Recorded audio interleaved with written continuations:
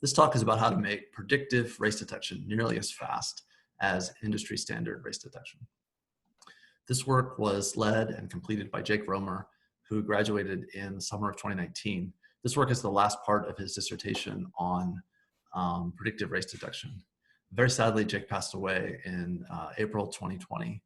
And the rest of his research group and those who knew him will miss him greatly and know that he was a talented and dedicated and creative researcher and a wonderful friend and colleague.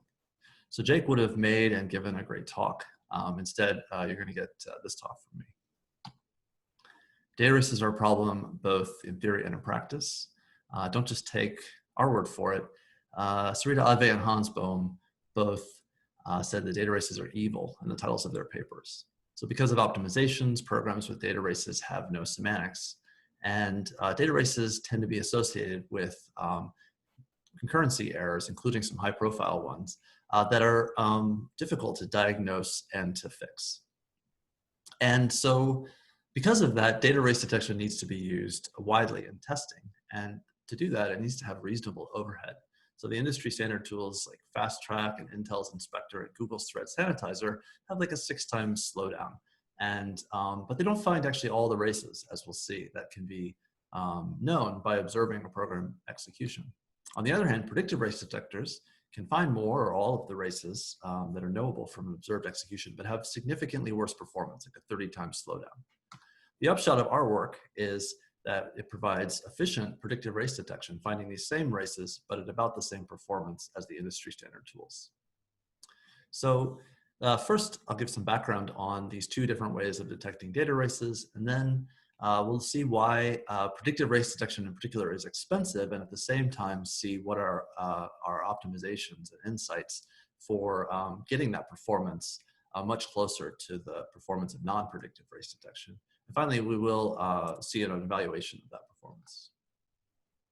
So a program has a data race if and only if it has 2 conflicting accesses, that is like a read and a write or 2 writes to the same shared variable that in some execution can happen at exactly the same time. And the most common way to find those used by the industry standard tools happens before race detection. So happens before race detection uses the happens before partial order, computes that over an observed execution. So here is a program execution. It's not a program, so we won't see control flow or function calls. We'll just see the operations that presumably have been identified by instrumentation in that program. Acquires and releases of locks and reads and writes to shared variables. And time flows from top to bottom. So happens before race detection computes the happens before partial order, which is a partial order that orders events in the same thread and also orders from a release of a lock to an acquire of the same lock. So here's all that happens before orders. And it's a transitive order. So for example, the write of X is ordered to the read of X from thread 1 to thread 2 transitively because it's a partial order. And so happens before detector would not report a data race in this example because the conflicting accesses are ordered.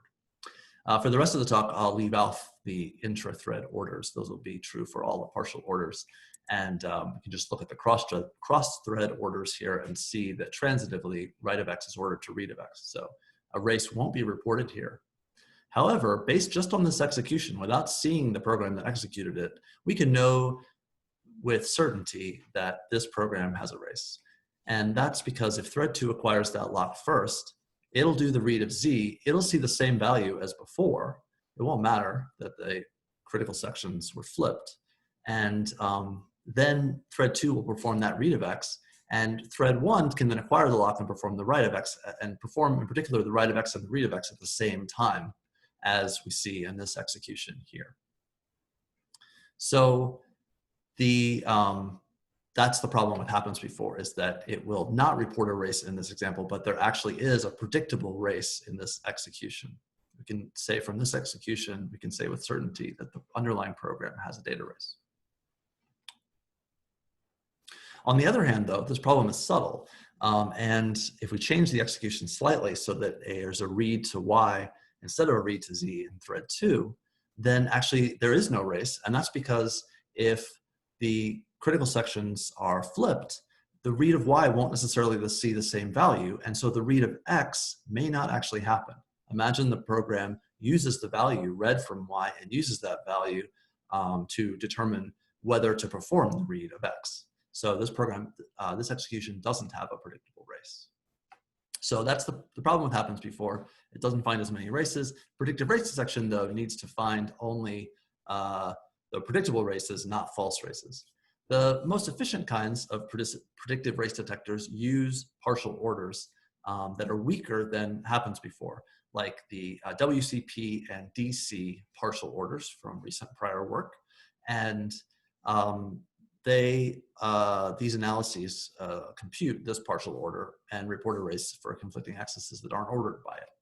So for this execution that has the access to y, what these partial orders do is they would order these two critical sections, both DC and WCP. They're very similar for the purposes of this talk.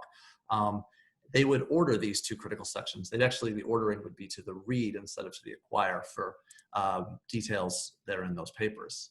And they would do that because the two critical sections have a conflicting access between them. So this is an important detail later that's related to performance, is that the predictive race detector detects that the two critical sections have conflicting accesses between them. However, for this, going back to this execution with the read of Z, there are no conflicting accesses, and so there actually is no cross-thread ordering added, and so the predictive race detectors would report correctly a race here. So we can find more races. They are true races than happens before analysis, but the slowdown is substantial. So that, to summarize, the prior work is that we can either use the industry standard happens before tools and get good performance with not as many races, or we can use predictive race detectors and have poor performance but find more races. We'd like to get both. We need to be in the upper right-hand corner to do that. So let's look at now why predictive race detection is so much more expensive. So what is it doing that's expensive that happens before detection isn't doing? Well, there's three things. It's detecting this ordering between conflicting critical sections, like these two critical sections here, detecting they have conflicting accesses between them. It's expensive, basically, to keep track of for each prior thread, for each thread, the prior cross product of lock and access. So to deal with that, we've come up with something novel that we call CCS, or conflicting critical section optimizations, which I will describe in detail in a moment. The other two challenges are, first, the fact that the prior predictive race detection uses full vector clocks to store last access times. To deal with that, we use epoch and ownership optimizations, which are from prior work. Epoch optimizations are from the FastTrack work, and ownership optimizations are from work by Wood et al. In 2017. And we apply these optimizations to predictive race detection for the first time. Finally, there is some ordering that's added by these predictive partial orders from a release to a release if the critical sections are already ordered. This comes up in the context of nested locking. And basically, it helps prevent certain false races, but we find actually those don't happen very often in practice. So this complexity and this cost isn't really needed. And so to deal with that, we actually come up with a slightly different partial order and analysis called weak doesn't commute, or WDC, that simply doesn't add this ordering. And it turns out to be a good trade-off because it doesn't find any more false races. So we can look at these optimizations along two axes because really the WDC analysis is using a different partial order, a weaker partial order. Yeah, it may find more races, but they're actually going to be false races. The reason we made it weaker is to make it cheaper than DC analysis. Along the vertical axis, we can add optimizations, the epoch and ownership optimizations, and then finally CCS optimizations. So prior work fits in here. FastTrack is HB analysis with epoch and ownership optimizations. Actually, in Wood et al., they called that, if you use ownership optimizations, they called it FastTrack ownership. But those two have similar performance. And then for WCP and DC analysis, in prior work, they used the unoptimized versions. And so if you add in the optimizations, the both epoch and ownership optimizations, as well as CCS optimizations, you end up with a SmartTrack algorithm for all these different analyses. It has no effect on happens before analysis. It can't optimize it further. And so we'll be comparing these SmartTrack algorithms to the prior work that I just emphasized. Let me tell you about the CCS optimizations, though, in a little detail, because they are the novel contribution of this paper. So the basic idea is we want to unify the last access metadata for variables with this cross-product information about last accesses within critical sections on a lock. And let's look at this example with 3 threads in order to do that, involving shared variable X and a few locks. And so the algorithm needs to keep track of last write metadata and last read and write metadata. That's what R of X will actually be for both reads and writes because of the ownership optimization. And so it's uninitialized initially, and then after the write occurs, it will be updated in the following way, so that from outermost lock to innermost lock until the actual access itself, there will be a representation of each of those times. So a vector clock will represent when thread 1's release of P occurred. The next vector clock will be for when the release M occurred. And then finally an epoch, that is just a thread and a clock value, representing when T1's write of X occurred. So that's what I mean here, is that actually clocks and epochs would be stored here in place of what I've written on the slide. And note that the release of P and release of M haven't happened yet. So those are actually going to be filled in when they happen. And really what's stored here is like a shallow copy or a reference. Next, thread 2 reaches the read of X, and it needs to do a comparison with the current time on thread 2 and the WX. So it starts in the list from the first value, second value, etc. It sees that first entry there. It sees that the thread 2's current position is not already ordered by the whatever predictive partial order we're dealing with. Is not ordered to the release of P. In fact, the release of P hasn't even happened yet, so it's not filled in yet. So then it goes to the release of M. It sees that it's not ordered, but it does see that thread 2 is holding M. And so there's a conflicting critical sections have been detected. And so it can go ahead and add that ordering, and it's actually done. It doesn't need to look at the rest of the WX list. Now, after that read of X, it does need to update R of X to be a bit more complex to represent both the prior read on thread 1 and the prior read on thread 2, because they're holding different locks, so they have to keep track of that information separately. Finally, now thread 3 reaches the write of X, and so the write of X, the time on thread 3 needs to be compared with the times represented in R of X. And so look at each entry in this vector, essentially. The first is the entry for thread 1, that list. And so we go through the list to say, okay, is it the current time ordered to T1's release of P? It isn't, but P is held by thread 3. So because of that, we detect a conflicting critical section, and we don't have to look at the next 2 entries in that list. We can go ahead and add that ordering. Now we need to look at the next list, the list for thread 2. For that one, it would first check if there's an ordering with T2's release of M, and there's not. M is not currently held, so it would go to the next entry. It would actually check the epoch the ordering for read of X, and actually would see that there's not an ordering there, and would correctly report a data race between read of X and write of X.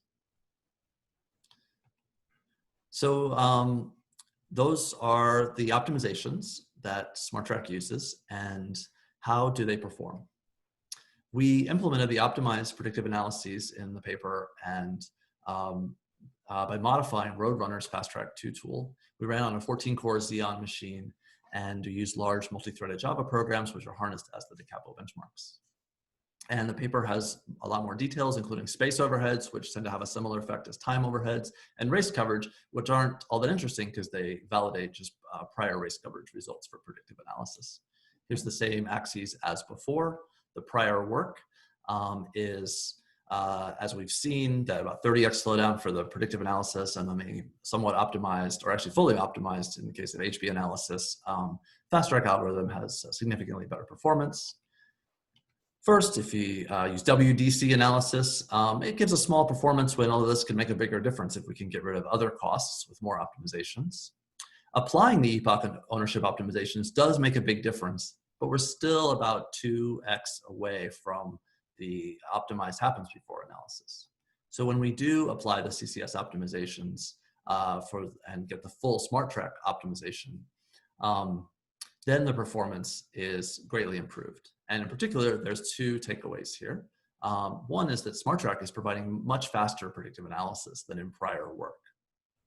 And second is that SmartTrack actually competes with FastTrack.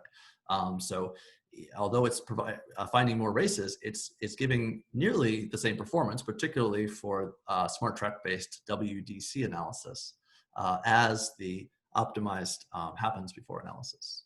And so as a result, the upshot of this work is that we essentially get the best of both worlds, and this provides an opportunities for industrial race detectors in the future to use predictive techniques and find more races with good performance. Thank you.